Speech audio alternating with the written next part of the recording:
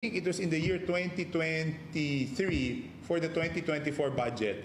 Meron kasi akong gustong matapos na mga multipurpose doon sa Navotas at na proyekto worth 200 million.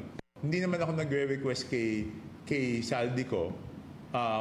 Nag-request ako sa isang malapit kay Saldico. At sinabi sa akin after a few weeks na okay na yung request mo. Kaya alam, may taripa to. So, alam kong may bentahan. So, hindi yan yung sinasabi kong hindi chismis. First-hand information. Ang sabi sa akin, pero since ka mag-anak ka, 50% discount, 10% ang taripa mo. Ngayon, ang sabi ko, teka muna, wag na lang. Kasi hindi ko kayang sabihin yan doon sa district engineer. Ibig mo sabihin, gusto mo, ako magsasabi doon sa district engineer na may 10% na taripa yan.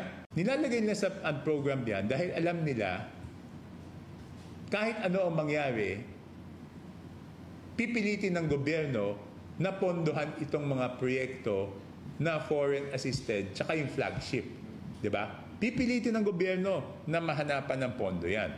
Okay? So, ang gagawin nila, yung mga gusto nilang ibentang proyekto, yun ang ilalagay na sa regular budget. Diba? Kasi, kung baliktarin natin, okay, kunyari, yung foreign assisted tsaka yung flagship, mananatili sa regular budget.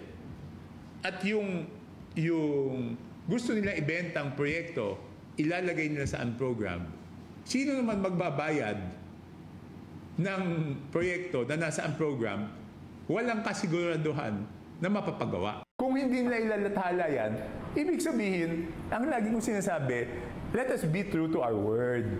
Huwag tayong maglokohan, di ba? Kung sinasabi nila na transparent po yung budget, pero ayaw nilang ilagay sa website yung budget ng bawat congressional district o yung budget ng bawat party list at saan din nila to, hindi totoong fully transparent kami. I mean, sila ha, wala akong isama. Hindi totoo na fully transparent sila. Kasi bakit ayaw mong ipakita?